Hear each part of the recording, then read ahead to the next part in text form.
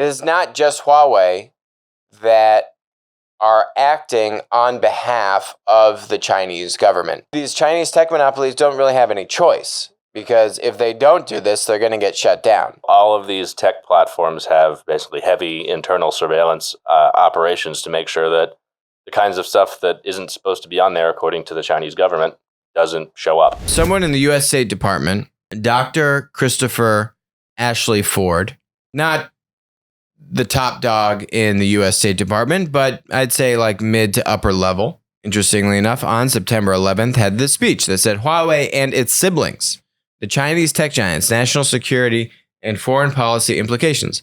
Basically, what Dr. Ford is saying here is that it is not just Huawei that are acting on behalf of the Chinese government. Right. It is also the large Chinese tech monopolies, which we've spoken about many times before, Baidu, Alibaba, Tencent, that are essentially an arm of the state, an extension of the Chinese Communist Party. We have this monopoly question rising up in the U.S. where the U.S. government is starting to look at Facebook, Google, Amazon, and these companies and say, oh, are there antitrust concerns here?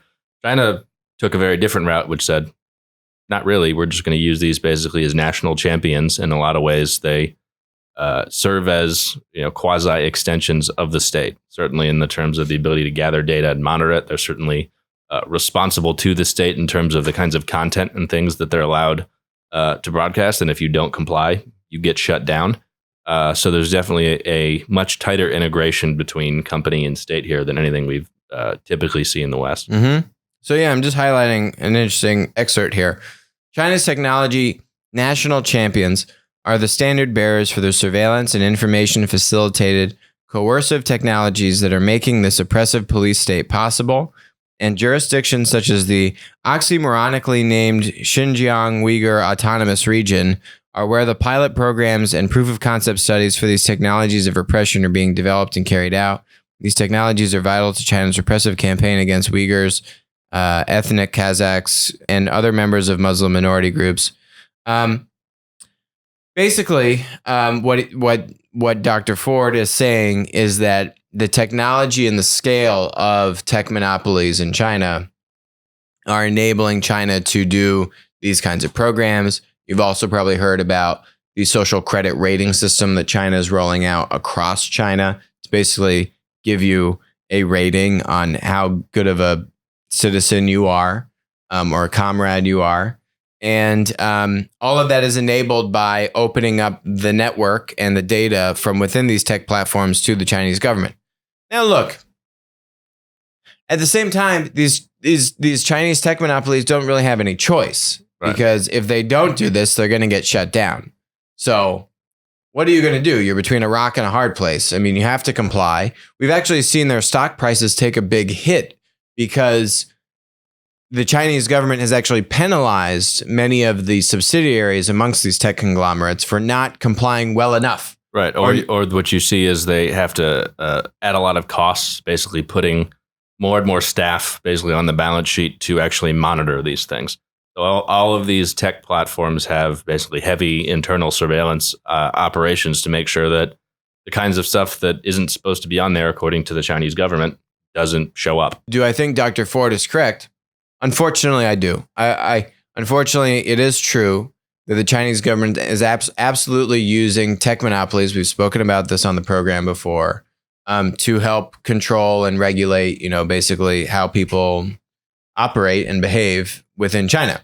What is interesting is we're now seeing the Great Firewall within China expand to Russia and now Africa. Uganda is now putting in the infrastructure, as well as Russia, to have similar internet infrastructure that China has, where they're able to monitor all the traffic. They're able to shut down things from coming in or out of the internet within the country, and just have very heavy-handed regulation and insight as to what people are doing online. And so this is the dawn of two internets. This is the dawn of seeing basically the non-totalitarian, authoritarian state-run internets and then the totalitarian and authoritarian state internets in China, now moving to Russia, now moving to parts of Africa. Yep.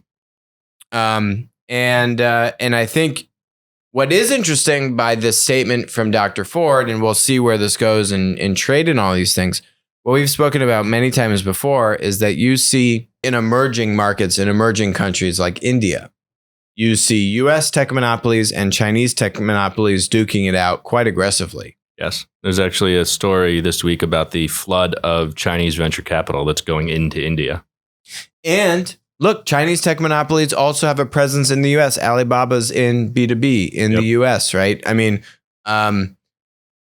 ByteDance, the largest private tech company in the world, Chinese tech platform company, has TikTok, huge massively popular in Yep. the US. So there's definitely a strong presence of Chinese tech monopolies in the US and in emerging markets.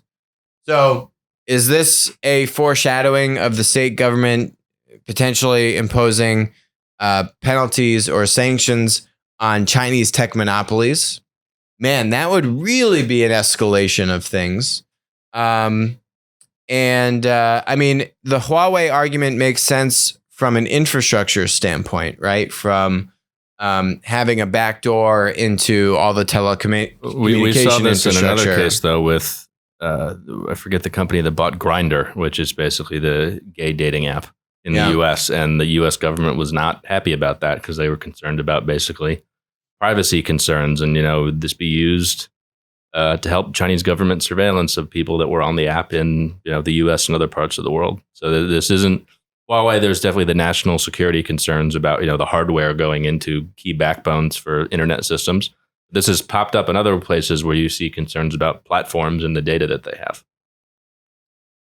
Yeah, it's really interesting. Now, one interesting, outside of just trying to ban these companies, if you actually turn the script back on China, what China did to basically any tech company trying to go into China said, well, all your code, all your engineers, all those assets and IP need to be in China, right? And we need to have access to it and all these things. That's a pretty tall order. In some cases, you have to have a Chinese joint venture partner in China that's based a Chinese company, basically, and you have to give them access to some of your IP. But a middle ground, I would say, would be if say the Department of State, wants to actually take a step forward on this, would be to do something akin to saying you need to have staff, servers, the data, and put regulation and requirements around actually having more significant operations that are based in the U.S. if you're bringing your services to the U.S. market, and just put greater scrutiny around those businesses that are coming here and operating here. Because right now, I guarantee all of this data, to your point about Grindr, is going back into China and is then being sucked up into the Chinese government's data machine. Yeah. And if you wanted to make the argument that that's a national security threat, you could. Just if you look at the data and if you centralize that, and then you look at the ability, there's a lot of articles about the Chinese government kind of recruiting intelligence officials from the U.S.